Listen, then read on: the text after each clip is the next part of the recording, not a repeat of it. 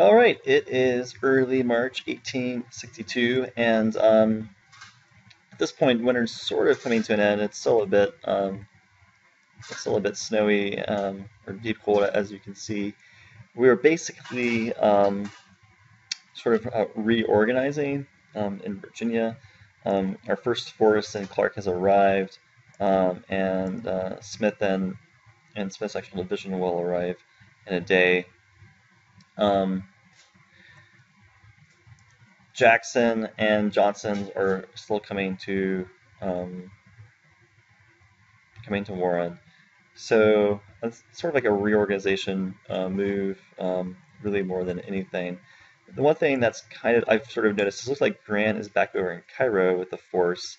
Um, so what I'm going to do is this. I'm going to um, send uh, send our fleet up to Columbus on attack, just in case um, the Cairo force is coming down on a fleet. We have 4 ironclads that are ready, and then some supporting units.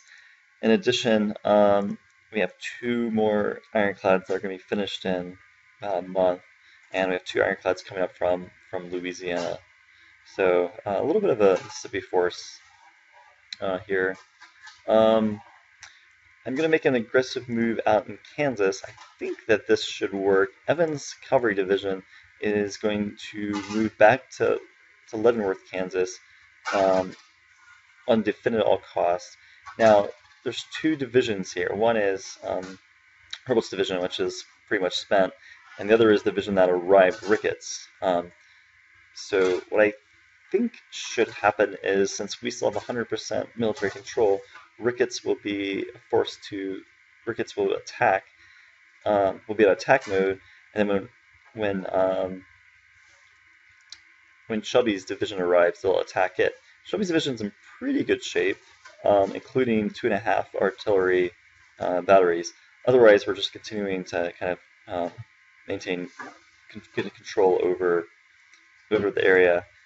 In the far west, we are going to basically finish moving up to a couple places below Santa Fe.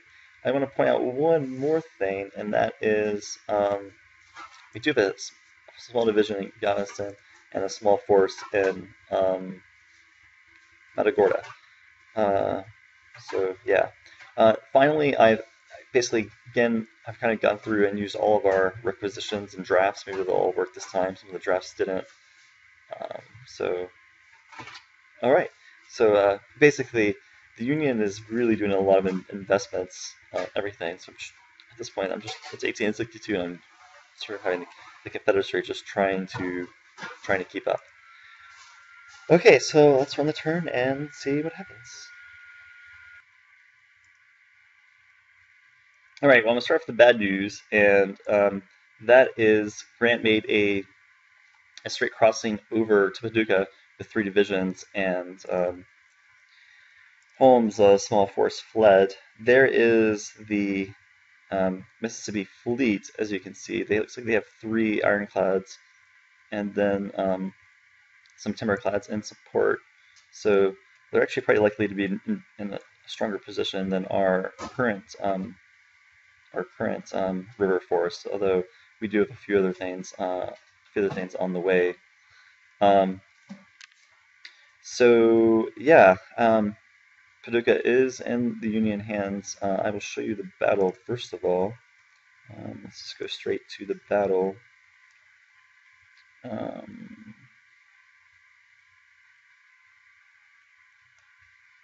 Here it is. As you can see, not really much of a contest, all things considered. A little bit of piece of bad news, and I don't quite understand this. It looks like, the Evans did arrive, but the Union did not attack. So Evans is basically there, but the Union actually did not attack. So we basically lost Leavenworth. It's really not a great turn for the Confederacy. There was another small skirmish out here um, with our partisan unit. Otherwise, it was pretty quiet. So um, here is here's the force in Meade, led by Buell. Looks like um, they have three divisions. So that's kind of what's going on in Kentucky. So I'm probably going to think about how to basically regroup here in Columbus. Um, yeah, it's probably going to be the best option. And then bring a division over and take a position in Henry, Tennessee. In Virginia, we have basically we actually have been able to regroup. There wasn't any no attacks on the main front, and so at this point we'll just kind of like finish our reorganization. Jackson's actually going to go out west to Kentucky, and yeah, you can see there is a very large force now in Alexandria. That is because I'm assuming most of the force um, that was in Western Virginia has now arrived. So it kind of tells us a lot. You can see how many forces were being kept over there. All right, let's take a look at the messages. We have a new Secretary of State, Judah Benjamin. I think it's from Louisiana. We just passed our first draft law, so that's +5 war supplies and 100 conscripts. Unions going more of everything. We have some new great generals, Cheatham and Claiborne. Oops, actually those are the only. Okay, so a whole bunch of been trained. We did our requisitions.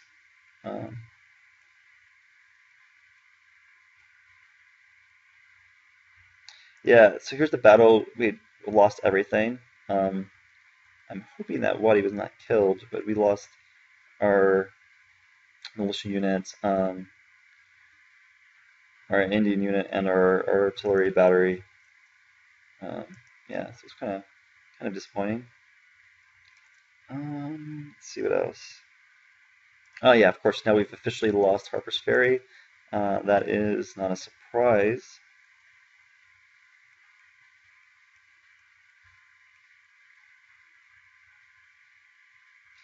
And here is the small skirmish our partisans lost. Although, you can see they took out 61 and lost 15, so they did a pretty good job.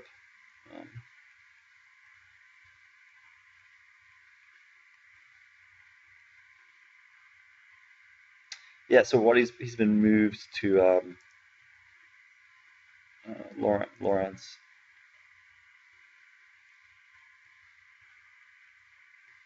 And that's about it. So relatively quiet turn, not a great turn for us though.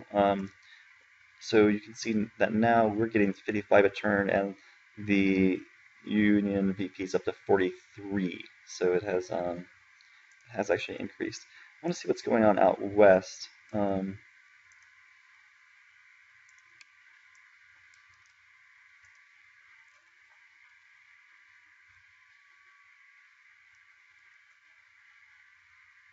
Yeah, we actually can't see it. It's in fog of war, so we're not really sure what is there. You can see Carson's.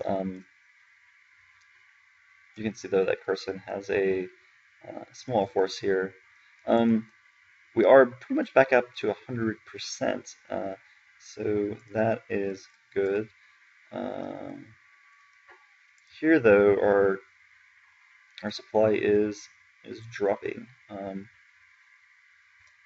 So I don't think they can get enough supply in. Looks like they can get 6N per turn. So yeah, that's not gonna be enough. All right. Well, I'll have to think about what to do, especially now that Grant is has a foothold in Kentucky at Paducah. Probably. I mean, really, the only thing to do is going to be to basically regroup in Columbus and take up another defensive position in Henry, Tennessee. I think those are probably going to be the only options. Don't know if I have too many other options. So, yeah. Okay, alright, I'll see you next time.